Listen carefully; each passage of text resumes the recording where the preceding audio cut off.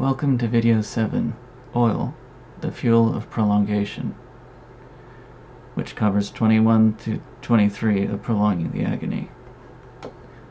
Wars are not won by speeches, they are won by logistics. And by the First World War nothing mattered more than oil. Oil-powered ships, tanks, trucks, factories, and empires. Without it, armies stalled. With it, wars could be extended indefinitely. In this episode, we step away from trenches and propaganda and follow the fuel lines.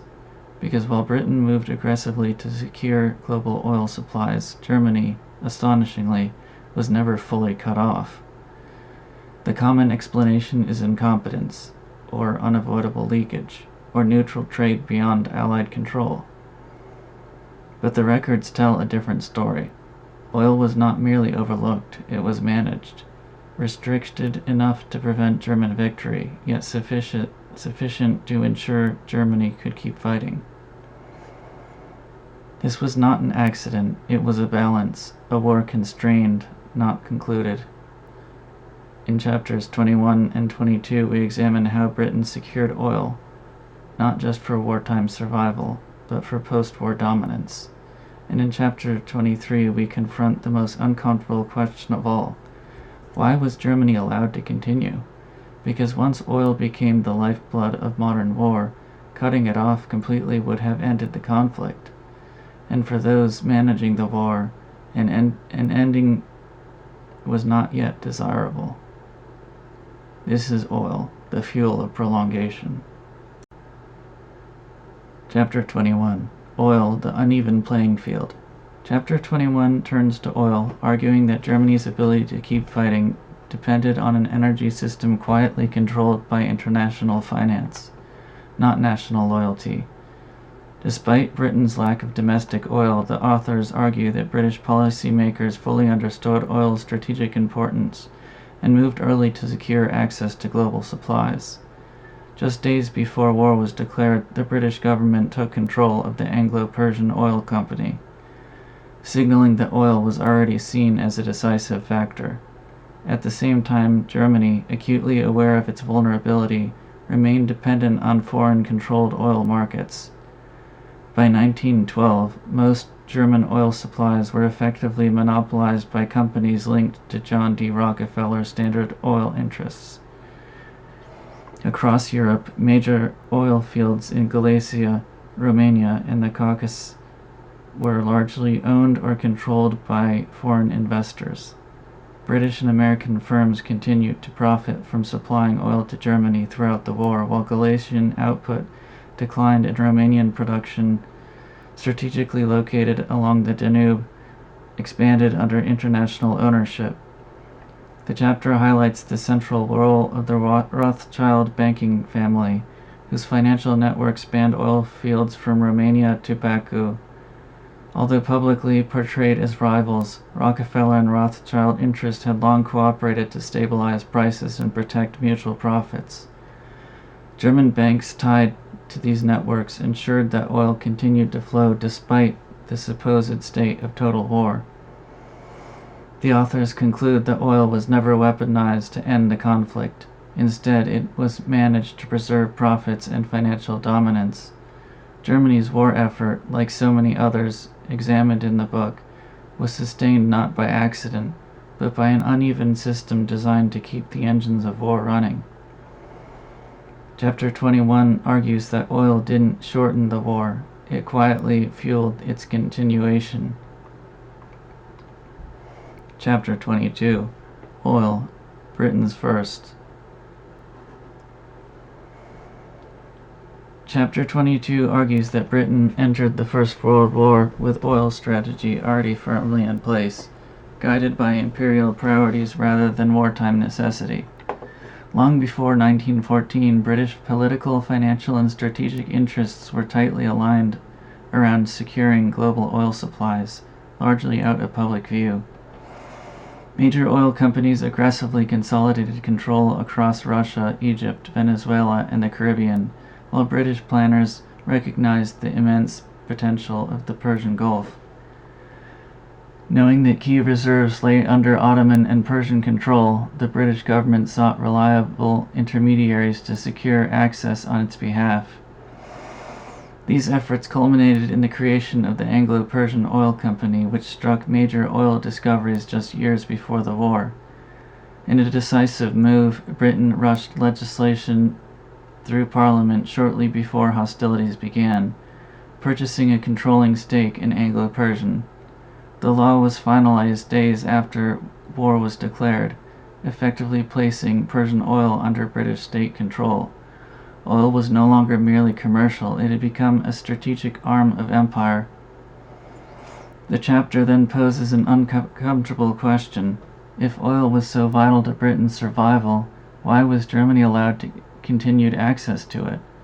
Despite full awareness that German oil imports were flowing through neutral Scandinavian routes, and despite oil being officially declared contraband, the Foreign Office and Admiralty took no meaningful steps to halt the trade. The authors conclude that Britain's oil policy was guided by self-interest first, not victory first. Securing long-term imperial control over energy mattered more than using oil as a weapon to shorten the war. Chapter 21 argues that Britain didn't fight the war for oil, but it planned the future around it. Chapter 23, Oil, Prolonging the War Again. Chapter 23 argues that oil was once again allowed to sustain Germany's war effort, even while Britain publicly claimed to be waging total economic warfare. From 1914 to 1916, critical oil supplies continued to reach Germany from British-owned and Allied-linked companies, despite oil being officially classified as contraband. Major firms included Shell, solid oil from Romanian fields that ultimately reached Germany. When questioned in Parliament, company representatives denied the trade, and the government chose not to press the issue. According to the authors, no serious Allied attempt was made to cut Germany off from Romanian oil, even though doing so could have crippled its military capacity. When Romania finally entered the war on the Allied side in 1916, the result was catastrophic. German forces quickly overran the country, and instead of denying resources to the enemy, Romanian oil and grain flowed directly into German hands. Claims that British agents had successfully destroyed Romanian oil infrastructure were later exposed as exaggerated or false. In reality, enormous quantities of oil continued to be transported to Germany throughout the war.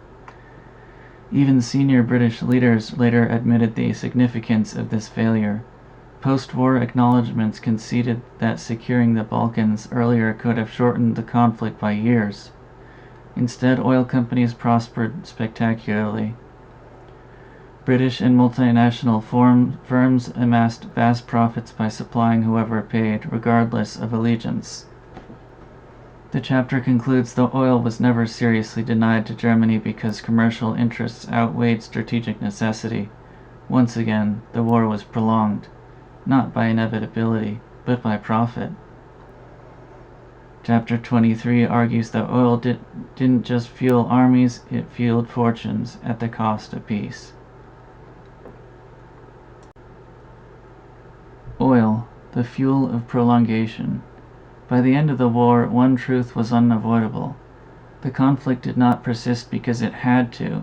It persisted because it was supplied. Oil was the difference between collapse and continuation, between a war ending and a war being managed. Britain understood this early.